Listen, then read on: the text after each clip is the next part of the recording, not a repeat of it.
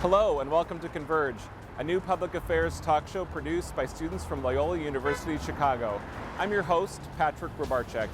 On today's show, we'll tackle the subject of social media and its impact.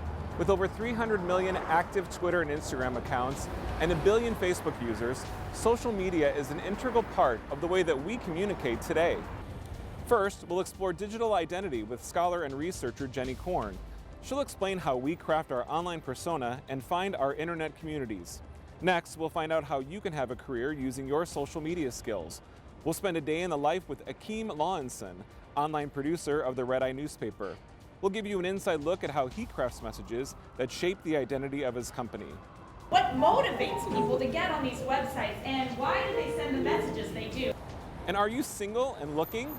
Dating in the digital age has put a new spin, or should I say swipe, into how we connect. Adventures in online dating are the subject of Second City's new show, #DateMe. Playwright Robin Lynn Norris shares what she learned about online dating profiles and how dating apps affect the way we meet. But first, let's hear how you use social media and get your take on how it affects you.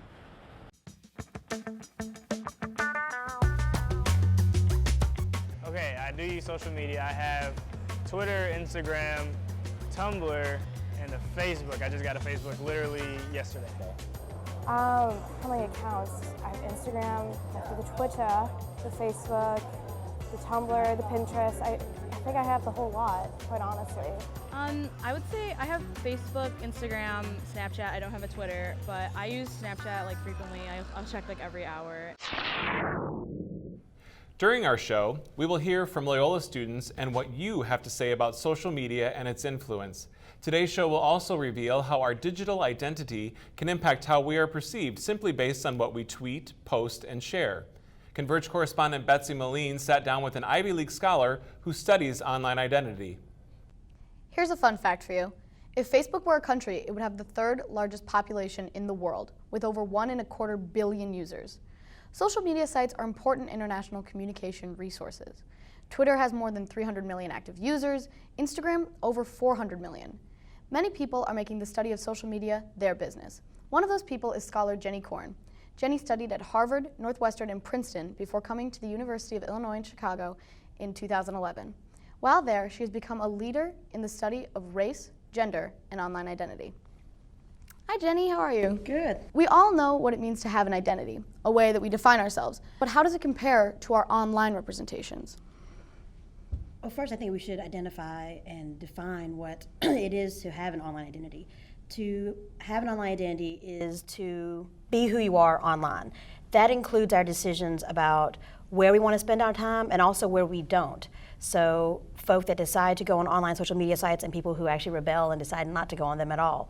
The divide between offline and online is actually more narrow than people might think. So what would you say narrows that divide? We import our subjectivities, our experiences, our biases from our offline world into our online world. So, for example, the way that we congregate online reflects often how we congregate offline. What are those communities based on? We tend to create silos of belief, meaning that we go to the same places where other people share the same values. So, for example, if you tend to lean conservative politically, you will more than likely attract and have a community that also shares those conservative values. Kids are kind of told the horror stories like, don't put that on Facebook because like your future boss will see it. What do you think is the truth of that, of like employers looking to a digital media presence when trying to hire their next person? I think there's a lot of truth in that. People want to see who you are online. They want to see if you have a website. They want to see if you are on Facebook and Twitter and LinkedIn. LinkedIn probably still being the #1 online social network site for professional networking. So I do think that it is important to have presences there. Do you have any tips on creating like a strong digital presence that's also positive for students looking to like get employed? Yeah. So again, it goes back to authenticity. I would encourage everyone to be themselves online as they are offline. So do you think that the presence of online communities is making society as a whole come together or pulling us apart? the internet and online communities reflect, again, what we want them to. So if we decide to use the internet to find community and build community, then that's what it's going to be used for. So here at Loyola, professors have Twitter pages, Facebook. Do you think that students having such personal connections to both professors and their school is good for building community on campus? I do think it's a good thing, but again, it goes back to individual comfort level. So how comfortable are students interacting with the professors in such a personal way?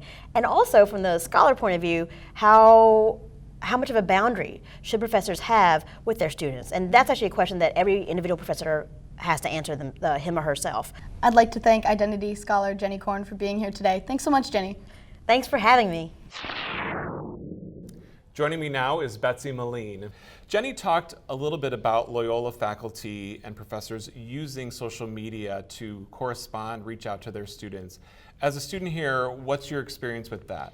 I've personally followed a couple of my professors on Twitter and used Facebook and other social medias to keep track of just classes and things of that nature, and I think it's a great thing. I think it's really good to be able to reach out to your professors in a more personal way. Jenny also touched on a conversation that a lot of us are having about social media and its effect on our socialization. Is it pulling us apart? Is it bringing us together? And she had a little bit different take. It was optimistic. Yeah, I think it was really refreshing to hear a view that was thinking that social media actually is bringing society together as a whole. And I think that if used in the correct way, that's definitely what it can do. Thank you, Betsy. Up next, Converge correspondent Elise Haas spends a day in the life with a Snapchat artist who makes all the news that's fit to print and paint. Have you ever wondered what it's like to make a living using Snapchat? I'm at the Tribune Towers to meet Akeem Lawinson, a local artist who caught the attention of the Red Eye newspaper, and he's now their online producer. I live, eat, and breathe Snapchat. I pretty much help maintain our social media presence on both Facebook and Twitter. Also helping build up our presence on Snapchat. It's actually one of the primary reasons I was hired because of my prowess on Snapchat. And we're currently also trying to build out a podcast wing to the Red Eye. We have a young audience. Our audience is roughly 18 to 34. That's our demographic. Those are the people that we're looking at with the content that we're always putting out. And so what we're doing on Snapchat that I don't see a lot of news outlets doing on Snapchat is we're actually utilizing a Snapchat artist, and that's me. And since Snapchat is still such a young and foreign platform for brands in general, people like myself, people that are influencers on the platform, are the ones that kind of like curate what would work on the platform. I draw like a lot of different cartoon characters from the 90s as well, like Doug, Angry Beavers. So I take those elements that I put into my own personal account and I kind of merge it with Red Eye's brand. So now Red Eye is kind of known for creating these intricate drawings on their brand. This is something that the Red Eye is looking for. They're looking to capitalize on the Snapchat audience. They're looking to build out a podcast. They're looking to further their YouTube presence. So we have to be ahead of the curve. I know how to craft a story, and I've been drawing since I was a kid, so I'm known for drawing. So if you go on our Snapchat account, I might draw like Ren and Stimpy on one of our Red Eye boxes. And this is something I'm doing all on my phone. But it's like crafting these stories through the vivid imagery and through all the things that I'm able to do with my hands. I think it's really fun. It's really different because it's not just video related. You know, we create vivid imagery for our audience to absorb. So we give you the news that you need. We do it in a fun way though. Elise, thank you for joining us. Happy to be here. So Akeem talked about using his art as part of his Snapchat and promoting the Red Eye. How have audiences responded to this new form of communication that he's putting out there? It's been really great for Akeem. He's really gathered a large following, and people are now sending in photos of themselves so that way he can paint on them and draw on them. And he's also, gotten lots of requests and just different characters to draw. So it's really been a great conversation for him to have with his viewers. And I think it's great that he's telling students to get out there and create their own content, mark their territory, and show who they are as artists and communicators. He felt very strongly about that, actually, and he talked about how, he worked really hard to do what he's doing, and it's Snapchat art. And most people, they might not recognize that right away. And he said, keep working at whatever you love, because even if someone doesn't recognize it, even if you don't get paid right away, someday someone will recognize that, and you're going to be able to do your passion, and it will become your career. That's great. Thank you, Elise. You're welcome. Coming up, find out why a Second City playwright created 38 fake online dating profiles. But first, let's check in with Converge correspondent Blake Keller as he asks you, does social media make us antisocial?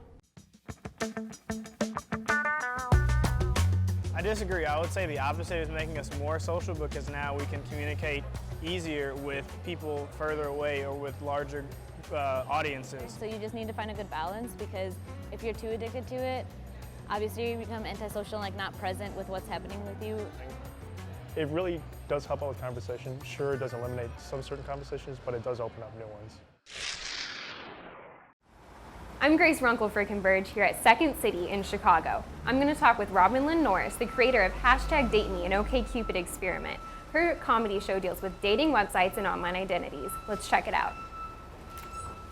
Meet Tracy Loves Cats, 36, straight, single, Los Angeles, California.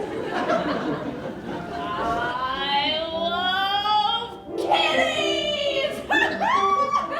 If you don't love kitties, then you won't love me. Beep, boop, beep, bop. Okay, so you created #DateMe, and when most people create dating profiles online, they want to put out the best version of themselves possible, but you kind of took a totally different take on that. Yeah, well, the idea was actually just a complete accident. A friend of mine called me one day, and she had just set up a profile on OkCupid, and she wanted advice, like, hey, do I look weird? Did I say anything weird? And I was kind of slightly offended, because I've never done online dating. I was a little snobby about it. I was like, well, I don't have a profile. So I was like, well, I'm going to use this fake email address. I'm not going to put myself out there.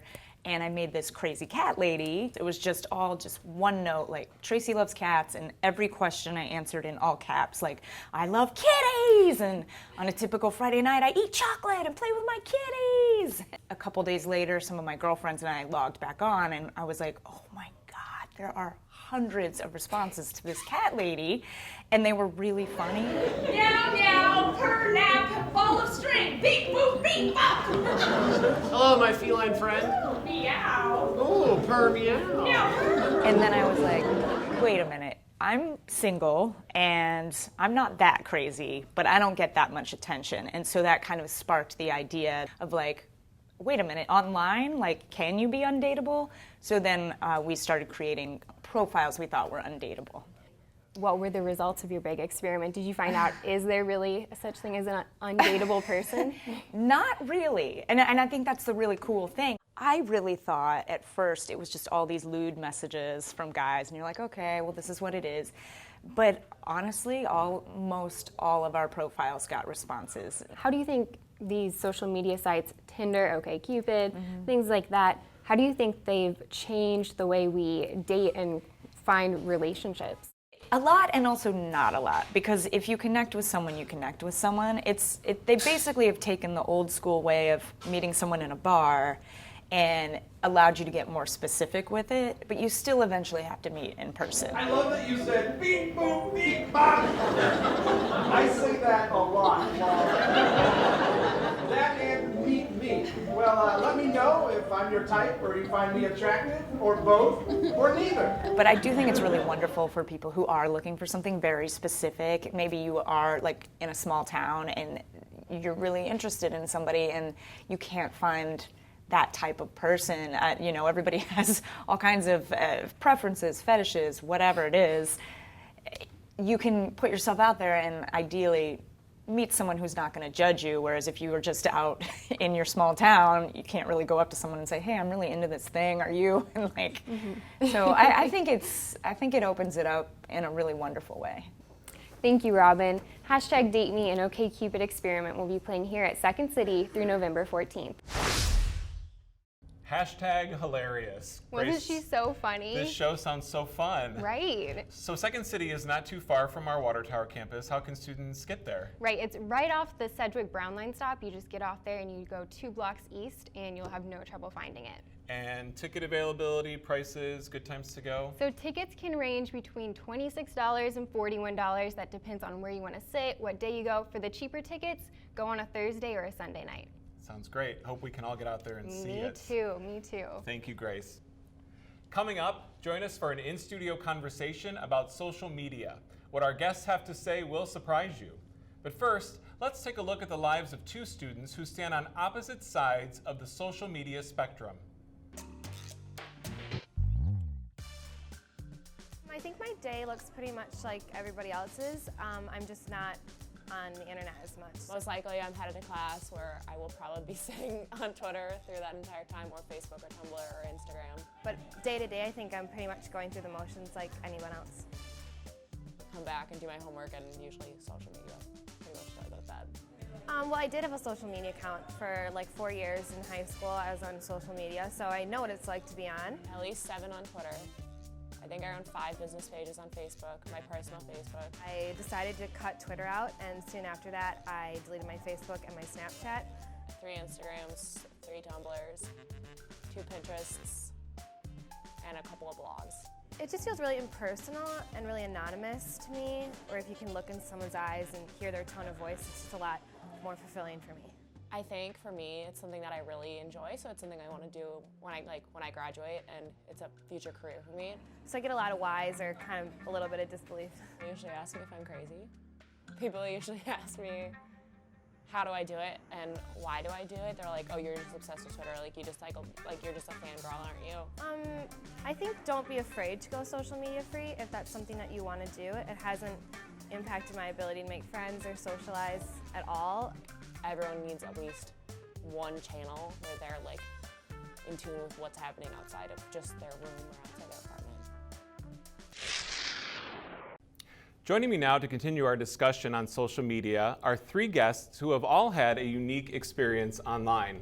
Loyola student Caitlin Anderson, social media manager for ABC7 Chicago Nathan Bobinchek, and transit reporter for the Red Eye newspaper, Ryan Cole. Thank you all for being here today. Caitlin, we'll start with you. You consider yourself to be an active user of social media. I do. How many active accounts do you have right now? Probably 4. And how often would you say you're on social media during the day?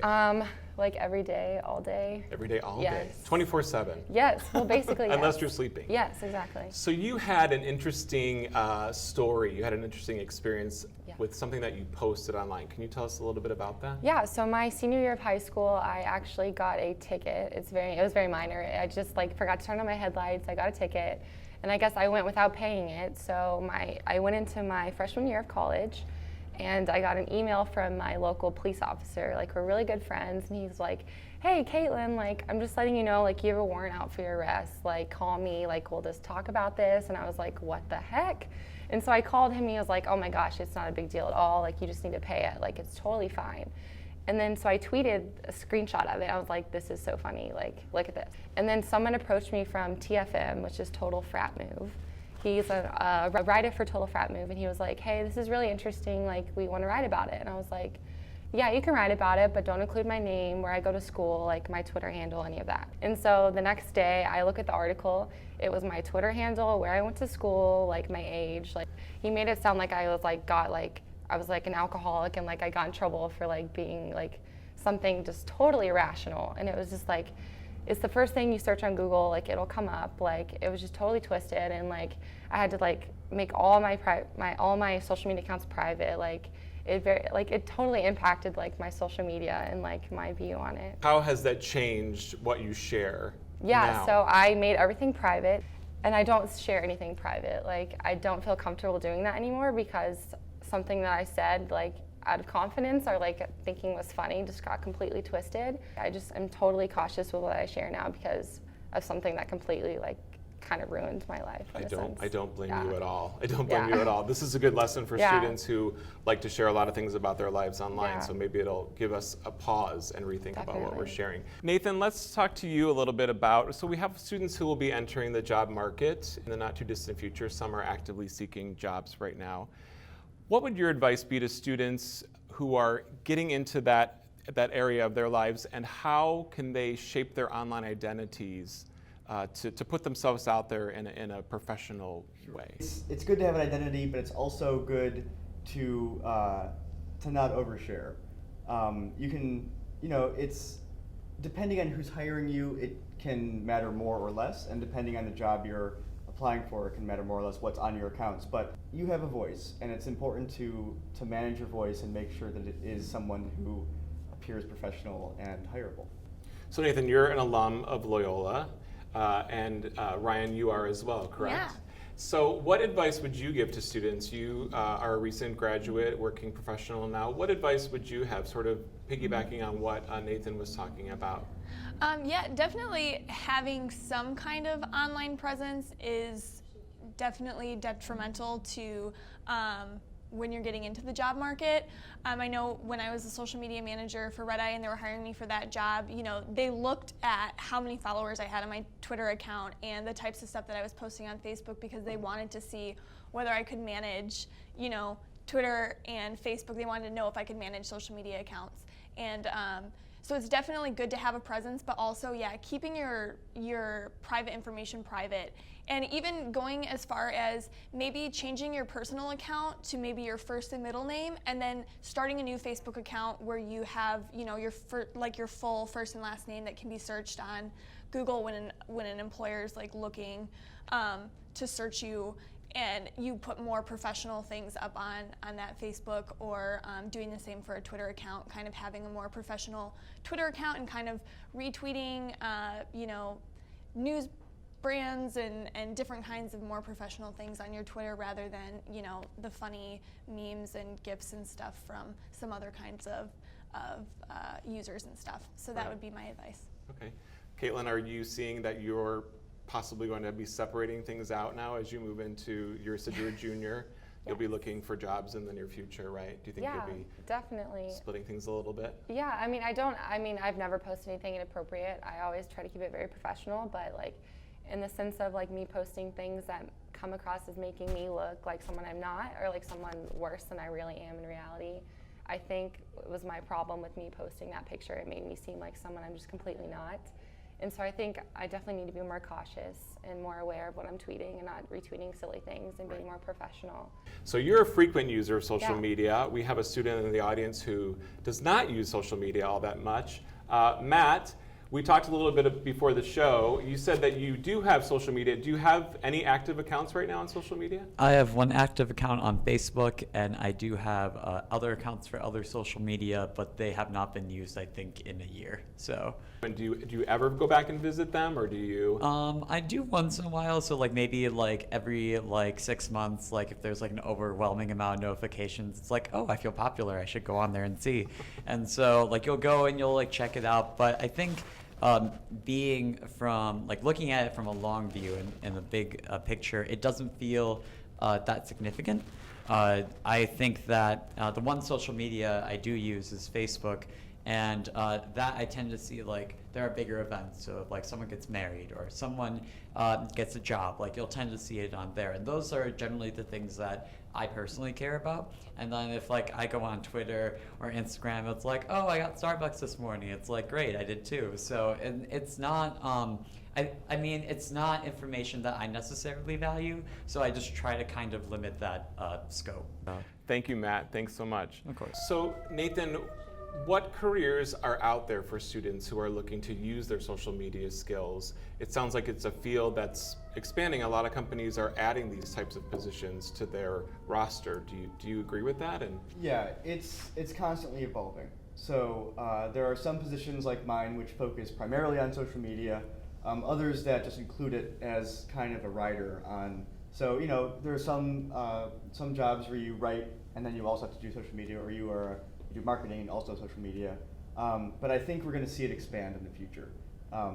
One of the reasons that we focus on it at ABC7 is that we want to talk to people where they are. You know, we are a TV station, but not everyone is watching TV. It's kind of especially younger. So we are trying to reach people, you know, in the space that they're already in. And I think that more and more companies are going to see that as beneficial to them. You know, you can't advertise on billboards if people aren't driving, but you know, they're right there in looking at their phones, so they're gonna need a bigger presence. Right.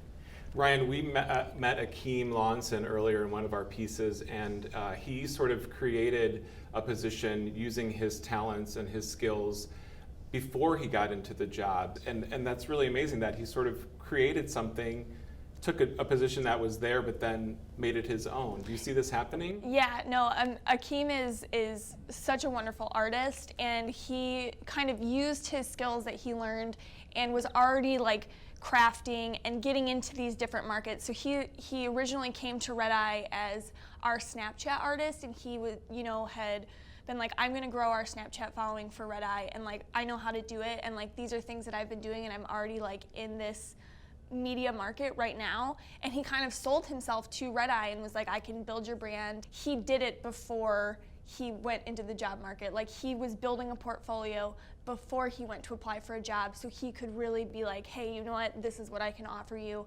I'm in it, I know how to do it, and I can prove that I know how to do it by like this example right here. And I mean, and he got hired almost immediately on the spot, so. That's great. Yeah, he's wonderful. Great. It's very exciting to know that those opportunities are out there. Do you think that people are putting out, in your sense and what you see on social media, and the people that you know, are they putting out their authentic selves, or do you see it as people using it as a way to sort of fit in and find a community to fit into? Caitlin? In a sense, like, as much as we try to be authentic, I think there's just a large gap where it just can't happen, because in today's age, like, it's just not really plausible. There's still like, some anonymity it's just to it. like, yeah, I just think that because digital is like all around us, like media, social media is like such an inherent part of our society that we're just become so accustomed to posting something and without thinking about it. And so in that sense, I think it's like we have two different, like, we have the social media persona and then you have your real persona. And so I think there is a very large gap in the reality of both of them. Sure, sure. Personally. Nathan, thoughts on that? I think there are three different types of people on social media. One who is trying to be very guarded. Another who's trying to take advantage of social media in terms of like art or expression. There's a lot of people that I see that are really trying to craft something unique out of it. It kind of sounds like the Snapchat that you're talking about. And then the third who just don't think very hard about it. And I think they probably come off the most authentic because they're not putting a lot of brain power behind it. Not in a bad way, but they're not trying to craft you know, a persona. I think it's interesting to see how people come off, but not necessarily a bad thing if they are aiming one way or the other. And Ryan?